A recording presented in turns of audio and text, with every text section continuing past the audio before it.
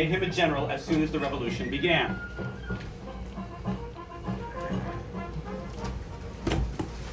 Joe! Honest Joe! Oh, where can that damn king be? Why, here, my lord. Devil damn me, sir. Pray, who do you damn so? Oh, my dear Joe, the cares that distracted split this poor head of mine. Split? Yes, by heaven. Drank enough last night to split the head of an Indian. Insolence! Go before your master, your lord. I must hold a candle to this devil.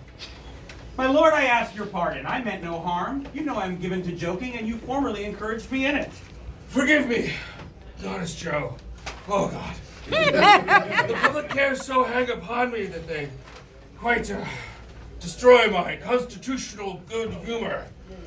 The British regulars are near to us, and every moment we expect them over the hill. But your lordship has so long and so uniformly wished to meet them that I thought the nearer the prospect, the better you would have been pleased. You will no doubt split and roast and pickle these redcoat fellows. We are to meet this day to determine in council what to do with them. I am for surrounding. Surround is the word with me. If they were 20 times the number, I say surround them all. But these grapes, oh, Joe, my canteens are empty. Joe, go to the commissary and fill my canteens and be home by the time I return. Canteens filled, then thy whole soul be in thy canteens. That is, if he has credit enough with the commissary to fill them. And yet this most ignoble man is the chosen vessel to execute the Lord's work? Ill-fated country, when will this delusion end?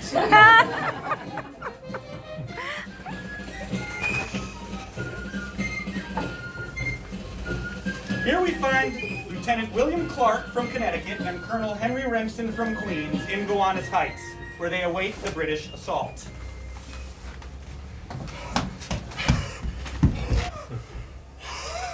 Oh, heavens. He's wounded and out of his senses. Colonel Remsen, can you speak? Oh, dear God! What merciful escape I get this time. Dear gentlemen, have you seen my regiment? No, where did you leave it? Lord, help us. How near is the enemy? Oh, God, come the blood out of me in any place? Blood? No. Nor can I see anybody coming after you. Your hurt, I fancy, is fear, Colonel. Your wound must be soft for in your breeches. Compose yourself and tell us what's happened. Well, I will tell you then. I was just now on the head of my regiment, close up behind Sean Van Dienen's field. Sean Van Dienen's field. I keep my eye on Arian Mortis Lane. I see just by the ground something is creeped. I say, my regiment, take care of yourself, boys. They begin to run. My horse, he see the danger. He carried me off. God knows I get out of here. Believe the rest are killed or taken prisoner. Killed? No, nor any of them hurt. Except 4 or 5 that you ran over. Why, there was not a British regular within a mile when you took fright. Oh, you ungodly cowards, out from the presence of the brave. Well, credulous stuff these New Yorkers are made. Shut up.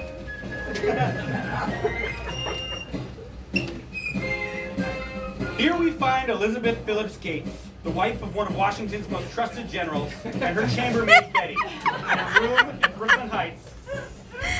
In 1775, Loyalist newspapers claimed that Congressman Benjamin Harrison procured many prostitutes for Washington. After council, ma'am, General Gates will wait of you. Till then he begs your patience, as the time is near that he is to meet the rest of the generals. Your council? A pretty collection of councillors indeed. But since it must be so, you shall give me the narrative of Harrison and your general, my sweet chambermaid.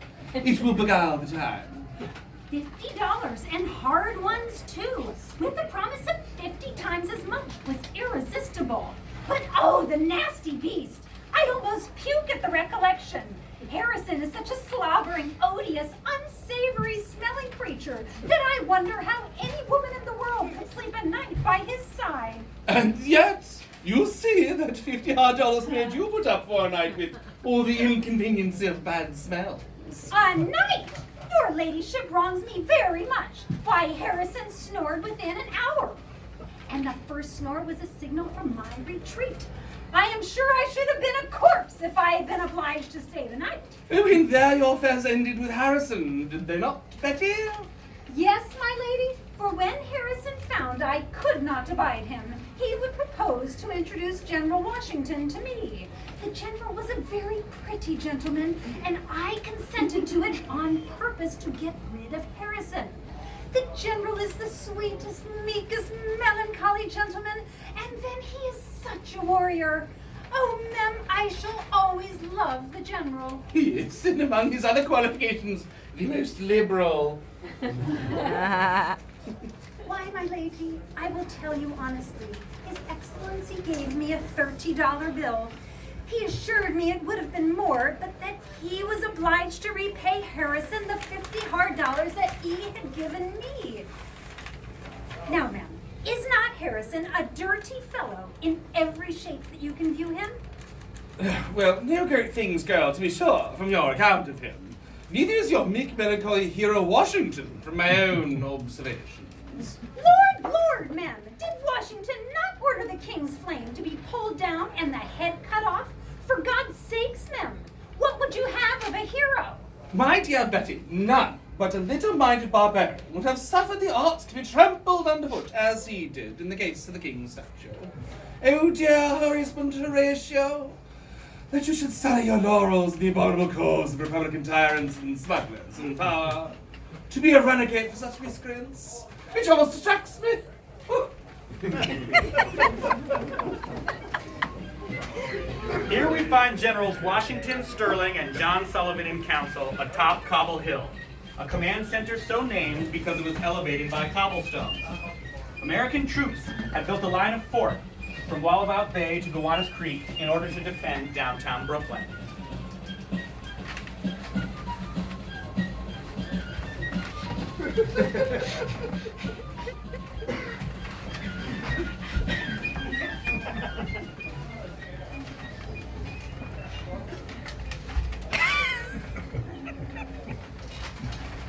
Gentlemen, spies from Flatbush informed that the regulars were making a disposition to cross the hills near that place. Excuse me, those hills in that place, yes. And Lord Sterling, with his usual intrepidity and precision, has reconnoitred their numbers, which he finds to be about 7,000. General Sullivan has appropriated the hill with exquisite judgment, where the brigades under him and Lord Sterling are to act as occasion may require. 12,000 men are allotted for the service of sending them back to their ships, and I, with 8,000, will stay within these lines. Our present deliberations alter this plan of operation instead. My lord, the council expects your opinion. I rise to give it. The most respectable, most recent council of general officers that this or any other age has ever produced. I am for surrounding them. Yes. And when we have got them hemmed in, we'll send them over to, I'm presenting them to our noble commander-in-chief, who knows what to do with them. Yeah, sure. Pompous, flimsy, drunken fool. His lordship's idea are exceedingly surrounding. I hope the practice may be as easy as a theory, and that their numbers may not exceed 7,000. But if the council holds the opinion of General Washington and myself, our deliberations are at an end, and we cannot be too soon at our different posts. Gentlemen, farewell. I am off to my post. Now, a little sober reasoning here, General Sullivan. My apprehensions from the king's troops, believe me, are trifling compared with the risk we run from the people of America at large. The tyranny that our accursed usurpation has made necessary, I fear, will soon make them see through this disguise. And their rage, no doubt, will be heightened by the slaughter that will probably ensue. And we, as members of Congress, will fall the first victims of it. Sullivan, my heart never consented to this ruin of my native country. My dear General, the moments for reflection are elapsed and irrecoverable.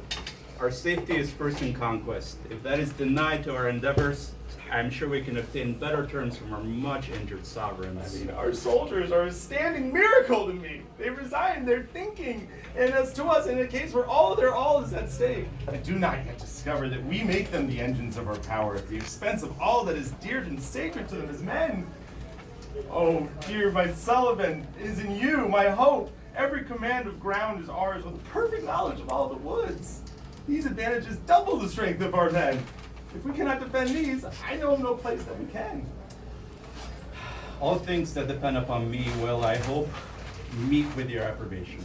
I shall aim to infuse such sentiments into the troops that our next meeting may be ushered in with greetings of congratulation. Till then, my dear General, farewell.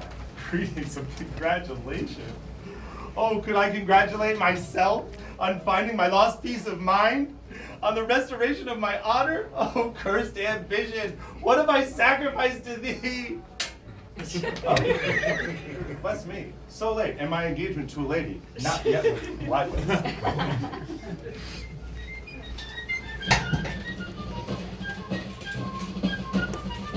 Here we find General Sterling and his attendant king in position at Gowanus Heights, more or less where we are right now at 3 o'clock in the morning.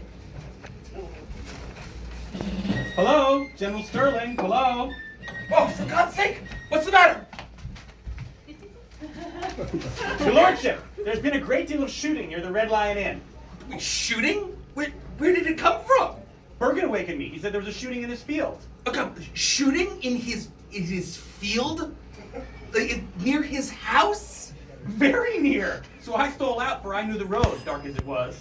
Everything was still, as if nothing had happened, but I could hear the groans of dying men at a little distance. Well, I have not seen nor heard anything else since. Well, so what was their numbers? Well, there could not have been 50 of them, or there would have been more noise. Oh, damn it! It's nothing but a scouting party. Come, we must take a whistle from my canteens. It's a devilish raw morning, and I must have something to keep the cold out.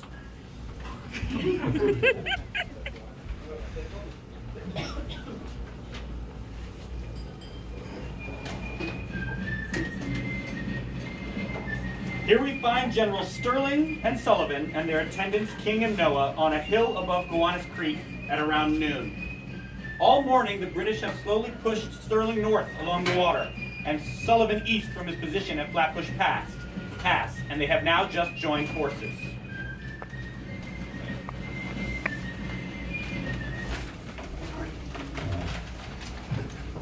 Well, my lord, will you make a disposition for your favorite scheme of surrounding? Oh, for God's sake, dear General, don't mention it. I didn't expect to go this way. Let 4 brigades immediately take post in the bottom and extend as far as the stone house upon the left. If they should force these brigades to the hill, we can easily maintain this post against the united forces of Britain without loss and make their retreat to our lines when we please, unmolested. Well, the regulars are merely up to it. You'll see, they will push directly, General. The regulars are nearly up to them, you'll see. They will push directly, General. Yes. Oh, I see they do push, but it is with their bayonets, and our men are scampering towards us. Dear General, well, what should we do now? There is nothing to obstruct us in our rear, my lord. We will retreat in good time. Oh, well.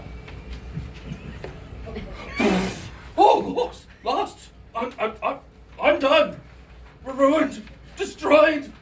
Amazement! What ails the man? Well, in the rear! Look, in the rear then! The regulars! There's no retreat! There's no retreat!